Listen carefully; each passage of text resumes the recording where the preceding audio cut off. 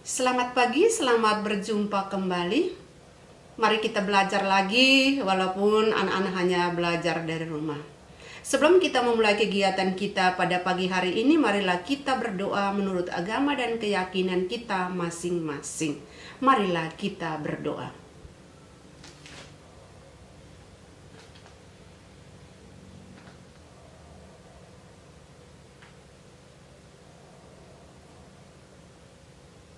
Berdoa selesai.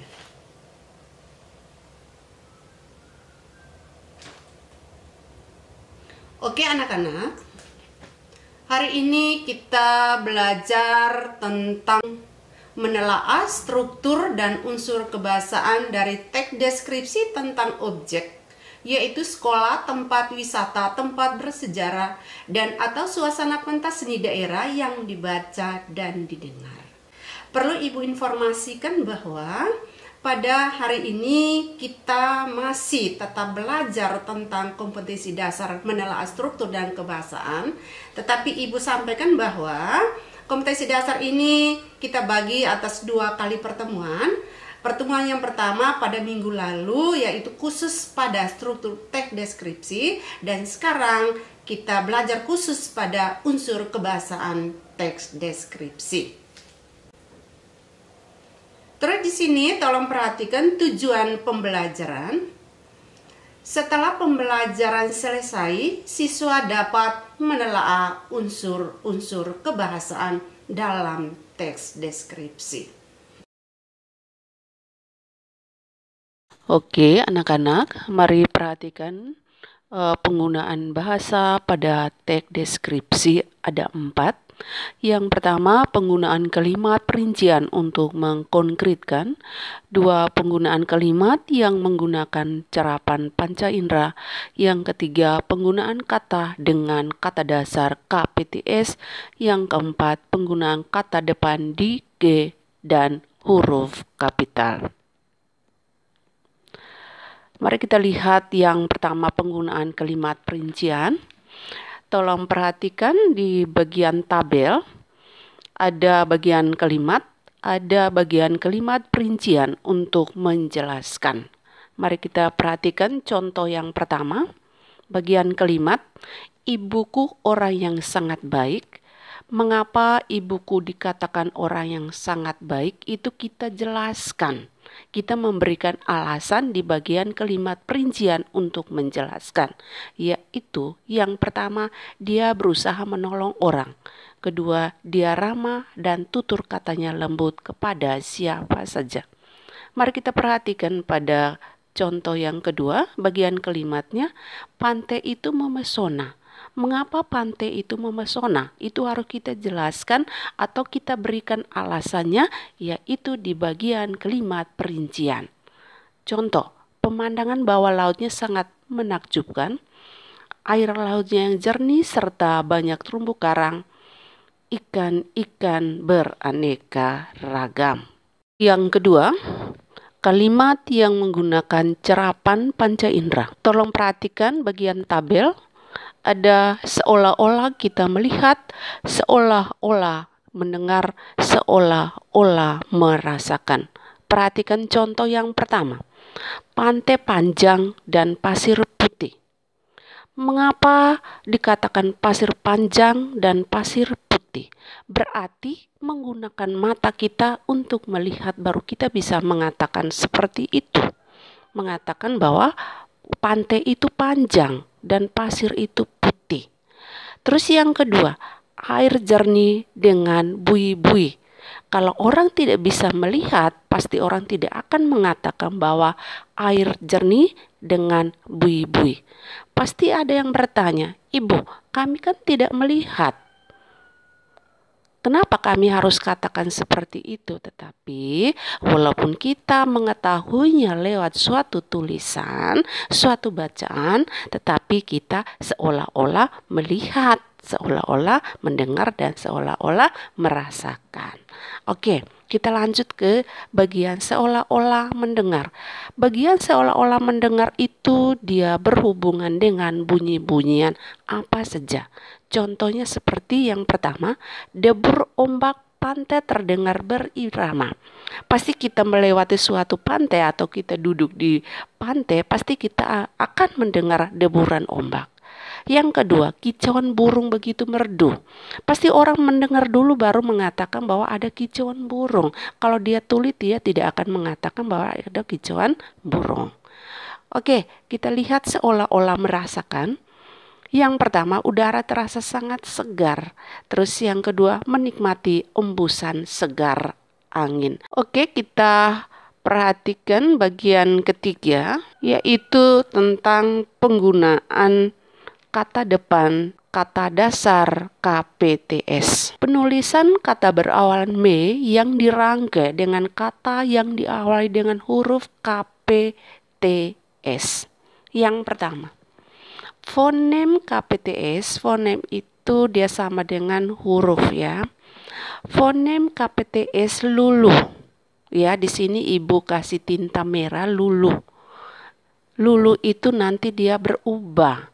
Jika setelah awalan me diikuti kata dasar yang berawalan dengan huruf KPTS, ya. Jadi huruf yang diawali dengan kata yang diawali dengan huruf KPTS,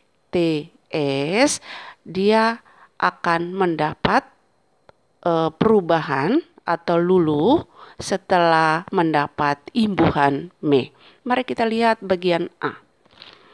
Fonem K, kata dasar yang diawali dengan huruf K. Kita mencari kata ya yang diawali dengan huruf K. Di sini Ibu ambil dua kata. Pertama, kata konsumsi. Kata konsumsi ini setelah mendapat imbuhan me, dia berubah menjadi mengonsumsi, bukan mengkonsumsi. Ibu ulangi, mengonsumsi, bukan mengkonsumsi. Mengapa? Karena K-nya itu sudah lulu atau K-nya sudah berubah. Kata yang kedua, ya, huruf K-nya itu kaca, yaitu mendapat imbuhan me menjadi mengaca, bukan mengkaca. Kenapa? Karena K-nya itu sudah berubah atau lulu. Mari kita lihat bagian B. Fonem P, kata dasar diawali dengan huruf P. Ayo mari. Ingat-ingat kata mana yang diawali dengan huruf P. Di sini Ibu ambil dua kata. Kata paku. Kata paku setelah mendapat imbuhan me, dia menjadi memaku, bukan mempaku. P-nya sudah berubah atau sudah lulu sehingga dia menjadi memaku. Yang kata kedua, pecah. Pecah ini setelah mendapat imbuhan me menjadi memecah, bukan mempecah. Alasannya Ibu ulangi bahwa P-nya itu sudah lulu atau sudah berubah. Terus mari kita lihat berikut. Bagian C.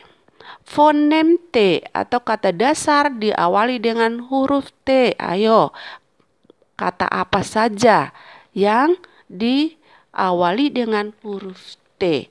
Di sini Ibu ambil dua kata, yaitu kata tulis dan kata tuduh. Kata tulis setelah mendapat imbuhan me, dia menjadi menulis, bukan mentulis. Ibu ulangi bahwa bukan mentulis. Karena apa? T-nya itu sudah lulu atau sudah berubah sehingga dia menjadi menulis, bukan mentulis. Terus kata kedua, tuduh. Tuduh setelah mendapat imbuhan me, dia menjadi menuduh, bukan mentuduh. Ingat, karena T-nya itu sudah lulu atau sudah berubah. Oke, mari kita lihat bagian D, fonem S atau kata dasar yang diawali dengan huruf S. Ibu ambil dua kata, yaitu pertama, sukses, bukan menjadi mensukses tetapi menjadi menyukseskan. Sapu bukan menjadi mensapu tetapi menyapu. Alasannya yaitu sama, yaitu S-nya itu sudah lulu atau sudah berubah. Terus mari kita lihat di sini bagian berikutnya adalah fonem KPTS tidak lulu setelah awalan me diikuti oleh kata dasar yang diawali dengan kluster atau konsonan rangkap. Ibu ulangi, fonem KPTS sama seperti di bagian atas, tetapi dia tidak lulu. Yang di bagian atas yang tadi dijelaskan itu dia lulu, berarti dia berubah. Sedangkan yang bagian ini dia tidak berubah, tidak lulu. Setelah mendapat imbuhan me, dia tetap. Ya, dia tidak berubah. Tetapi tolong perhatikan kata dasarnya harus diawali dengan kluster atau konsonan rangkap. Konsonan ini adalah huruf mati selain a, i, u, e, o. A, i, u, e, o itu adalah vokal, selain itu adalah konsonan, ya. Konsonan rangkap. Jadi dua huruf mati atau dua konsonan berikut, ya. Maksudnya secara berurutan antara huruf pertama dengan huruf kedua. Mari kita lihat contohnya. Fonem K. Di sini kita lihat bagian K, klasifikasi. Huruf K dengan huruf L ini adalah konsonan rangkap atau kluster. K ini adalah huruf mati, L-nya adalah huruf mati. A itu sudah huruf vokal atau adalah huruf hidup. Kalau perhatikan di sini, tolong perhatikan baik-baik. Setelah mendapat imbuhan me, dia tidak lulu atau dia tidak berubah. Jadi dia tetap menjadi mengklasifikasi, ya. Tetapi ingat, ya, harus konsonan rangkap atau dua konsonan yang berurutan. Terus kita lihat contoh yang kedua, kata kredit. Kredit KR itu adalah huruf mati, ya, yaitu mengkredit, ya, dia tidak berubah. Ingat bahwa konsonan itu selain a, i, u, e, o itu adalah konsonan. Mari kita lihat yang berikut. Contoh fonem P. Awas, ini tidak lulu, ya. Ya, konsonan rangkap atau kluster. Perhatikan ibu ambil dua kata di sini. Yang pertama adalah protes, yang kedua adalah produksi. PR sama. Kata yang pertama, kata yang kedua adalah PR. P ini adalah konsonan dan R-nya itu adalah konsonan, sehingga dia mendapat imbuhan me, dia tetap. Dia tidak luluh, ya. Dia menjadi memprotes dan memproduksi. Terus kita lihat bagian berikut, yaitu contoh fonem T. Ya, contoh fonem T yaitu traktir dan transfer, sama, TR, ya. Jadi T-nya huruf konsonan, R-nya adalah huruf konsonan. Setelah mendapat imbuhan me, dia tetap, dia tidak lulu atau dia tidak berubah menjadi mentraktir dan mentransfer. Misalnya yang berikut adalah contoh fonem S, stimulasi. S dengan T ini adalah konsonan rangkap atau konsonan. Setelah mendapat imbuhan me, dia menjadi menstimulasi. Menstimulasi, ya, itu dia tidak berubah. Oke, kita perhatikan yang berikut penggunaan kata depan di K dan awalan di K. Kata dasar di K berfungsi sebagai kata depan jika diikuti dengan kata keterangan tempat, arah, posisi, dan letak. Kita lihat yang pertama, kata depan di K ditulis terpisah dengan kata yang mengikutinya. Terus kita lihat yang berikut, awalan di K ditulis serangkai dengan kata yang mengikutinya. Pasti anak-anak bertanya, Ibu, bagaimana cara membedakan kata depan di dan K, awalan di dan K? Mari perhatikan baik-baik anak-anak bahwa kata depan di dan ke itu, ya, kamu memperhatikan kata yang mengikutinya, yaitu yang menyatakan tempat, arah, posisi, letak. Contoh, tolong perhatikan contoh di rumah. Di habis itu kata rumah. Kata rumah ini adalah tempat. Berarti di sebagai kata depan, berarti tulisnya itu harus dipisahkan. Ya, dia terpisah, tidak boleh disambung. Misalnya kata sini. Sini, misalnya kita memanggil, kau datang sini dulu, ya. Itu dia mengarah ke sini. Itu berarti di sebagai kata depan. Tulisannya itu tolong diperhatikan bahwa tulisannya itu harus dipisahkan dari kata yang mengikutinya. Oh, di sana, di beranda, di pasar, di Kupang, ya. Itu adalah kata yang mengikutinya adalah tempat, keterangan tempat, arah, posisi, letak. Ya. Misalnya ibu ambil contoh di luar contoh yang ada. Ibu pergi ke pasar Impres, ya. Itu pasar. Pasar itu adalah tempat, ya. Jadi tulisannya bagaimana? Tulisannya itu di atau ke-nya itu harus terpisah dari kata pasar. Contoh kedua, ke pasar, ke sini, ke sana, ke sekolah, dan lain sebagainya. Yang intinya atau kuncinya kamu melihat, ya, ibu ulangi bahwa kalian melihat kata yang mengikutinya itu keterangan apa. Kalau keterangan tempat, arah, posisi, letak, berarti di ke itu sebagai kata depan. Kalau sebagai kata depan, otomatis tulisannya itu harus terpisah dari kata yang mengikutinya.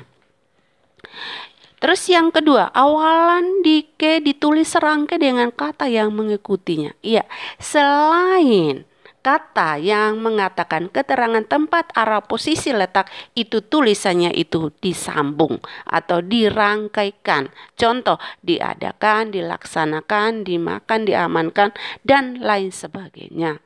Contoh kedua, pakai awalan ke, keadaan, kekuatan, keajaiban, keinginan, dan lain sebagainya. Ya, ibu ulangi. Intinya atau kuncinya yang penting kamu melihat kata keterangannya. Ya, setelah di kata yang mengikuti di itu apa? Keterangan tempat kok, arah, posisi atau letak. Oh, kalau tempat, arah, posisi, letak berarti di dan ke ini dia sebagai kata depan. Berarti saat tulisnya itu harus pisah dari kata yang mengikutinya. Yaitu contohnya sudah ada di rumah, di sini, ke pasar, ke sini, ke sekolah, dan lain sebagainya. Oke, mari kita lihat bagian berikut, yaitu penggunaan huruf kapital. Huruf pertama, huruf kapital dan huruf besar dipakai sebagai huruf pertama awal kalimat. Iya, tolong anak-anak tolong perhatikan baik-baik bahwa setiap awal kalimat itu harus ditulis menggunakan huruf kapital. Huruf awalnya saja. Ya, huruf awalnya saja yang huruf besar atau huruf kapital. Setelah titik, ya, misalnya satu paragraf, setelah titik dia mulai kalimat baru, itu harus menggunakan huruf kapital. Walaupun dia di tengah-tengah, tetapi karena dia awal kalimat, berarti harus ditulis dengan huruf kapital. Contoh, dia membaca buku, kata dia ini adalah awal kalimat, jadi D-nya itu harus huruf kapital. Contoh yang kedua, pekerjaan itu akan selesai dalam 1 jam. Misal P-nya itu harus huruf kapital, ya, harus huruf kapital. Terus misalnya ibu gabungkan dua kalimat menjadi satu, ya, berarti tetap, ya. Misalnya begini, dia membaca buku, titik, ya, dia itu di awal berarti D-nya besar. Terus disambung lagi. Pekerjaan itu akan selesai dalam 1 jam. P-nya juga tetap menjadi huruf kapital karena dia di awal kalimat. Kita lihat yang kedua, huruf kapital dipakai dengan huruf pertama orang. Jadi tolong perhatikan khusus untuk nama orang, itu awalnya itu harus menggunakan huruf kapital. Ibu ambil contoh, Yosefat Polandia Pati, Y-nya itu adalah huruf kapital, P pola itu harus huruf kapital, Pati P-nya itu harus huruf kapital. Ibu ambil dua contoh di sini, Amir Hamzah. A-nya itu harus huruf kapital dan H-nya harus huruf kapital. Marianus Beryaseran. M-nya huruf kapital, B huruf kapital, S huruf kapital. Tetapi selama ini yang anak-anak tulis ya itu biasanya keliru, bukan salah tetapi keliru. Misalnya A-nya huruf kecil, M-nya di tengah huruf kapital, itu keliru. Tidak boleh lagi terjadi seperti itu. Terus kita lihat di bagian ketiga, huruf kapital dipakai sebagai huruf pertama nama tahun, bulan, hari, dan hari raya. Mari kita lihat dulu ya.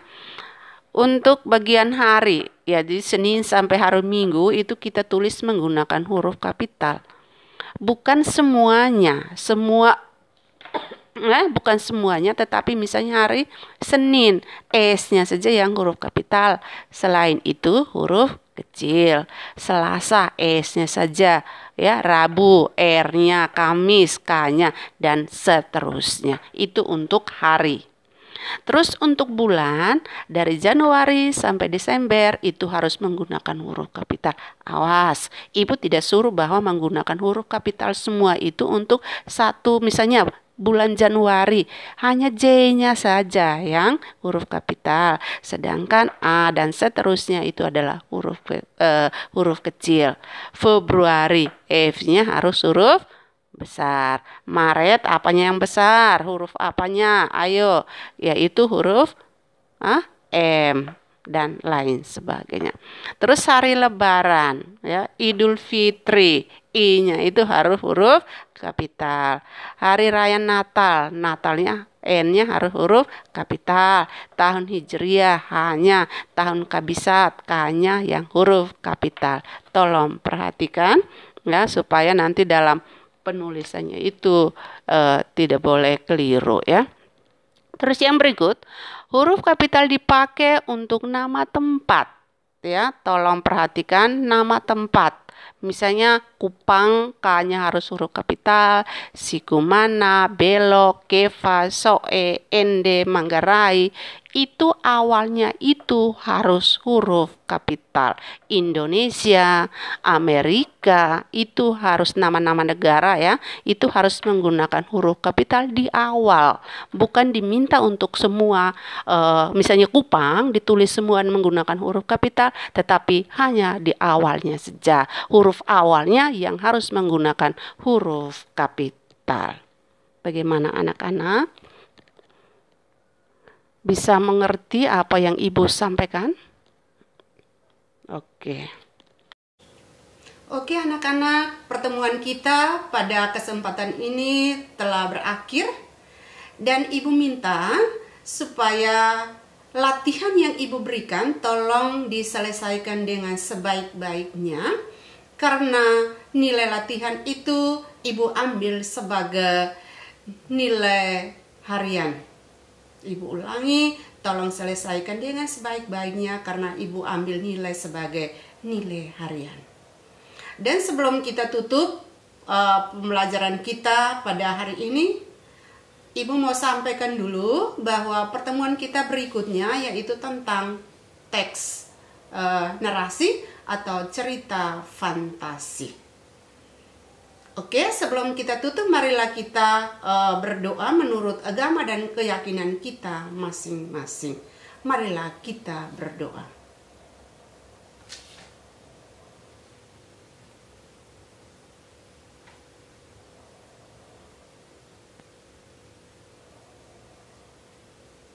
Berdoa selesai.